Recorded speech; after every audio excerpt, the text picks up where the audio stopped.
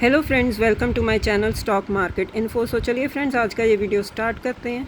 Video को start करने से पहले फ्रेंड्स मैं आपको एक अपडेट देना चाहती हूँ कि अब मैं एक नई सीरीज़ स्टार्ट कर रही हूँ जिसमें मैं आपको हर संडे को एक वीडियो बनाकर अपलोड कर दिया करूँगी आपके नॉलेज के लिए कि आने वाला जो हफ्ता होगा वो कैसा होगा, कौन से ऐसे ट्रिगर्स हैं जो आपको कंसिडर करने हैं फॉर द कमिंग वीक, जो मार्केट को एक डायरेक्शन दे सकते हैं।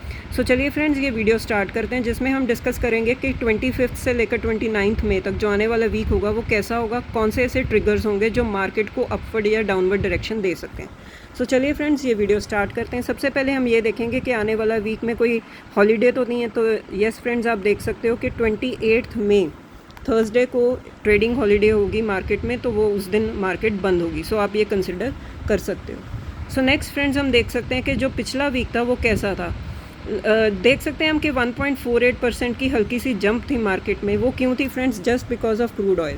क्रूड ऑयल की जो मूवमेंट है वो अब प्योरली मार्केट को डायरेक्शन दे रही है, क्योंकि हम एक इमर्जिंग इकोनॉमी है, डेवलपिंग इकोनॉमी है। सो क्रूड ऑयल की जो मूवमेंट है वो हमें काफ़ी इम्पैक्ट करती है। सो लास्ट वीक आप देख सकते हो कि क्रूड ऑयल $103.5 पर बंद हुआ था। तो ये वैसे तो क्रूड ऑयल $110 के ऊपर चल रहा था, तो ये डाउनवर्ड डायरेक्शन जो आई क्रूड ऑयल में, उसने एक जंप देती मार्केट में, क्योंकि क्रूड ऑयल के बढ़ने से जो इन्फ्लेशन का डर है वो बढ़ जाता है। क्रूड ऑयल के कम होने से जो इन्फ्लेशन का डर है वो थोड़ा सा कम हो जाता है। सो ये जो है, ये चीज़ है, ये ट्रिगर है क्रूड ऑयल का, ये हमारी मार्केट को काफ़ी अब इम्पैक्ट कर रहा है, क्योंकि क्रूड ऑयल बहुत वॉलेटाइल हो रहा है।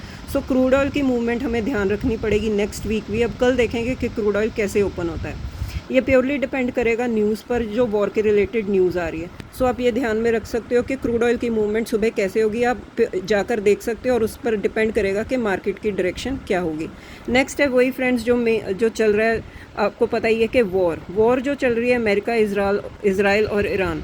ये जो स्ट्रेट ऑफ हॉर्मुज़ है, इसको लेकर अब जो प्रॉब्लम शुरू हुई है, ये जो ब्लॉकेड लगा हुआ है, अमेरिका ने भी लगाया हुआ है, ईरान ने भी लगाया हुआ है। ये जो पाथ है, जब तक ये क्लियर नहीं हो जाता है जहाँ से शिप्स क्रॉस करती हैं क्रूड ऑयल की, गैस की, तब तक ये प्रॉब्लम फ्रेंड्स बनी रहेगी। ये क्रूड ऑयल की मूवमेंट, ये वॉलेटिलिटी चलती रहेगी। सो ये इम्पैक्ट हमारी मार्केट पर आता रहेगा। और ये प्रॉब्लम फ्रेंड्स ग्लोबल लेवल की है, अब खाली एक इकोनॉमी की नहीं है, ग्लोबल लेवल की प्रॉब्लम है।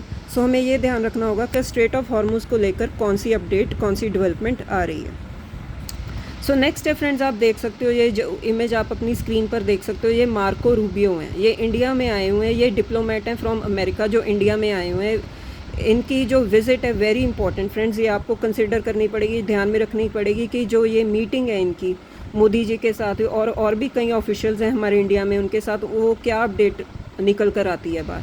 वैसे फ्रेंड्स, जो हम कह सकते हैं जो एक्सपेक्टेशन है वो कैसी है कि इनके बीच में जो टॉक्स हो सकती हैं वो ट्रेड डील को लेकर हो सकती हैं, जो वॉर को लेकर हो सकती हैं, और भी कई सारे डिसीजंस होते हैं फ्रेंड्स, जैसे कि डिफेंस को लेकर, इकोनॉमिक सिचुएशंस को लेकर, और भी बिज़नेस को लेकर।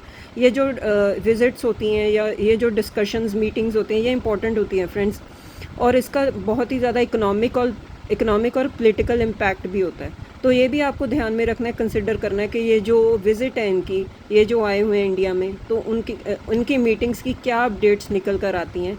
टाइम टू टाइम न्यूज़ में आता रहेगा, वो मैं आपके साथ शेयर करती रहूँगी, लेकिन आप भी न्यूज़ के साथ टच में रहना कि इनकी जो विज़िट है वो कैसी रहती है, क्या क्या अपडेट्स निकल कर आती हैं। क्योंकि इंडिया और अमेरिका के जो रिलेशंस है फ्रेंड्स, ये बहुत अच्छे रहे हैं जब तक ट्रंप नहीं थे। जब ट्रंप आए सीट पर तो थोड़ी सी बिटरनेस आ गई थी रिलेशनशिप में, क्योंकि वो ट्रेड डील और टैरिफ्स को लेकर थोड़ी सी प्रॉब्लम आ गई थी, और अभी भी ट्रेड डील अभी फाइनलाइज नहीं हुई है। अब कह रहे हैं पीयूष गोयल जो हमारे यूनियन कॉमर्स मिनिस्टर हैं कि फाइनलाइजेशन के मतलब बहुत पास हैं हम ट्रेड डील के, लेकिन देखते हैं अब क्या अपडेट निकल कर आती है। लेकिन ये जो विज़िट्स होती हैं, जो ये टॉप ऑफिशियल्स होते हैं, ये बहुत इंपॉर्टेंट होते हैं फ्रेंड्स, क्योंकि अमेरिका के साथ जो हमारा रिलेशन है फ्रेंड्स, ये बहुत ही ज़्यादा पुराना है और बहुत ही ज़्यादा स्ट्रॉन्ग और स्ट्रैटेजिक रिलेशनशिप है। हम अमेरिका के साथ जो ट्रेड करते हैं वो ट्रेड सरप्लस होता है, हम एक्सपोर्ट ज़्यादा करते हैं और इम्पोर्ट कम करते हैं। तो ये जो इनकी विज़िट होगी और क्या अपडेट्स निकल कर आएंगी, ये बहुत ही इंपॉर्टेंट होगा फ्रेंड्स, और इसका बहुत ही ज़्यादा डीप इम्पैक्ट होगा हमारी स्टॉक मार्केट पर। तो ये भी आप ध्यान में रख सकते हो। सो नेक्स्ट है फ्रेंड्स, जो हमारे यूनियन मिनिस्टर हैं पीयूष गोयल, इनकी भी जो है विज़िट है from 25 May to 27 May to Canada. वही फ्रेंड्स जो FTAs, अब इंडिया डिफरेंट FTAs साइन कर रहा है, फ्री ट्रेड एग्रीमेंट्स। तो ये भी एक इम्पॉर्टेंट बात है फ्रेंड्स, जो न्यूज़ है आप कंसिडर कर सकते हो कि इनकी जो विज़िट होगी कनाडा में और जो प्रपोज्ड फ्री ट्रेड एग्रीमेंट है, क्या टॉक्स निकल कर आती हैं, क्या अपडेट्स आती हैं, ये भी आप ध्यान में रख सकते हो। नेक्स्ट है फ्रेंड्स, आप रिज़र्व बैंक ऑफ इंडिया पर भी ध्यान रख सकते हो। जो आरबीआई का अब तो बहुत इंपॉर्टेंट रोल है फ्रेंड्स, जो हमारा रुपी डेप्रिशिएट कर रहा है, फॉरेन एक्सचेंज हमारा जो डिप्लीट हो रहा है, उसको मतलब आरबीआई डिफरेंट स्टेप्स ले रहा है कि कैसे हम रुपी को स्टेबिलिटी दे सकते हैं। वो डिफरेंट स्टेप्स ले भी रहे हैं बीच बीच में, और वो अब क्या स्टेप्स लेकर आएंगे, नेक्स्ट उनकी मूव क्या होगा, ये भी आप ध्यान में रख सकते हो। और आरबीआई का जो भी स्टेप होता है फ्रेंड्स, मॉनेटरी पॉलिसी को लेकर, रुपी को लेकर, फॉरेन एक्सचेंज रिजर्व को लेकर, उसका direct impact friends Nifty bank पर आता है। निफ्टी बैंक क्या है फ्रेंड्स, ये एक इंडेक्स है विच इज़ मतलब ये कॉम्बिनेशन है प्राइवेट बैंक्स का, पब्लिक सेक्टर बैंक्स का। सो जो भी आरबीआई का डिसीजन होता है वो इम्पैक्ट करता है निफ्टी बैंक को। जैसे कि आप देख सकते हो कि निफ्टी बैंक की जो चाल है वो भी कैसी है, ग्रीन में शो हो रही है।